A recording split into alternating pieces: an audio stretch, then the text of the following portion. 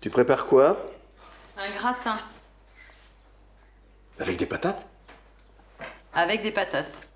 Un gratin dauphinois. Je te parie que c'est français, ça. Il n'y a que les Français pour gratiner les patates. Rien ne vaut un bon petit gratin aux aubergines. Avec un petit filet d'huile d'olive. Et toi, qu'est-ce que tu bricoles? Une lyre.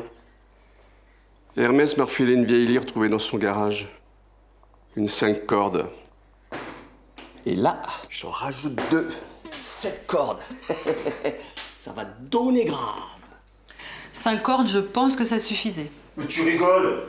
7, c'est mieux. Et puis, ça sera un hommage aux 7 muses.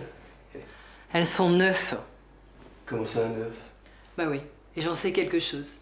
Mes sœurs et moi, on est 9. Les 9 muses. T'en as oublié 2. 9 cordes? Ça tiendra jamais.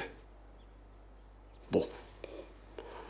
On dira que c'est un hommage aux 7 mercenaires. Tu fais ce que tu veux, tant que c'est pas trop bruyant.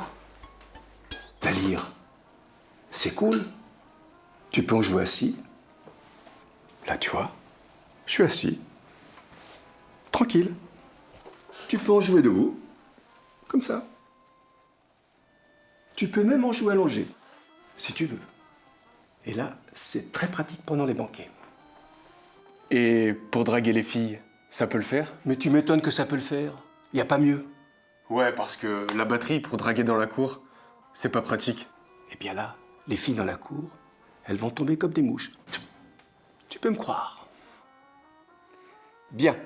On va commencer par la position assise. C'est la plus simple. Tiens, pose-la sur tes genoux. Comme ça? Non, plus en avant. Voilà, comme ça. Parfait. Commence par la corde la plus grave.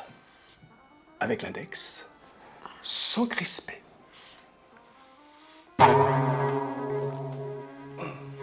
C'est normal, le bruit? L'instrument va se roder. Ça va s'améliorer.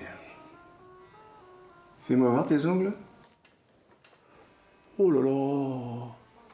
Va falloir les tailler. Sinon, il y a la solution du plectre. C'est moins élégant, mais ça peut faire la blague. Et Orfeo, finalement, il jouait de la lyre avec un plectre. Ah non, il jouait au doigt. Uniquement au doigt. Raconte comment il a rencontré Eurydice. Oh, rien de bien original. Il l'a rencontré dans la cour du lycée.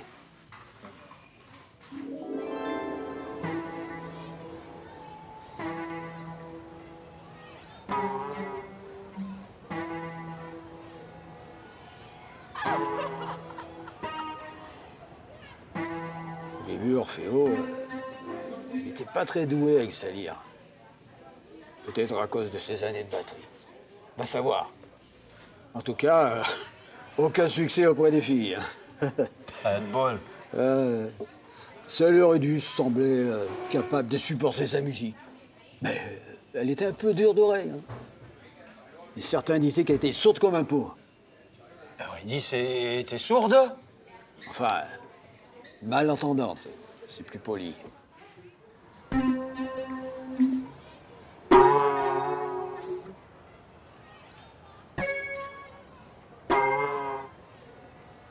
Moi qui croyais qu'elle avait une pure oreille, j'avais regardé une émission là-dessus.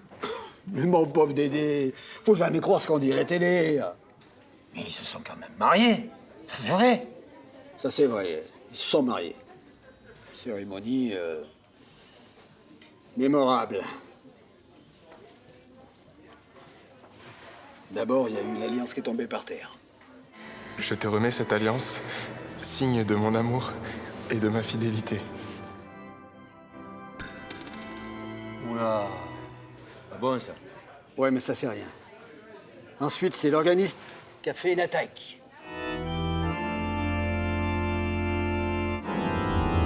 Plus cher. Une attaque.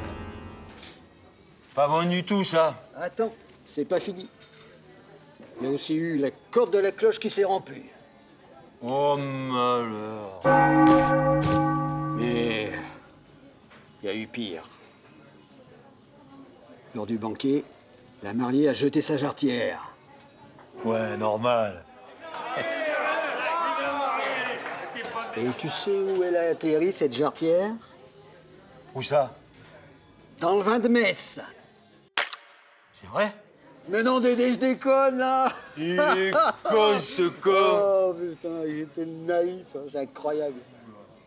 Eh. Un livre, je le répète, d'une richesse documentaire confondante. Page 256, vous nous rapportez avec force détail la rencontre entre Orfeo et une certaine Eurydice. Racontez-nous. Tout d'abord, il faut savoir qu'Orfeo était un véritable virtuose. Avec sa lyre, il était capable d'envoûter littéralement son auditoire. C'était magique. Les premières à succomber à cet envoûtement furent bien entendu les jeunes filles qui fréquentaient le péripatos du lycée. Et Eurydice faisait partie de ces admiratrices de la première heure. Tout à fait, Eurydice était une jeune fille particulièrement sensible, dotée d'une oreille d'une grande finesse. En fait, elle avait l'oreille absolue. Tous les témoignages La l'attestent. télé, c'est vraiment du grand n'importe quoi. Et c'est ce que l'on peut appeler le coup de foudre. Le coup de foudre, en effet.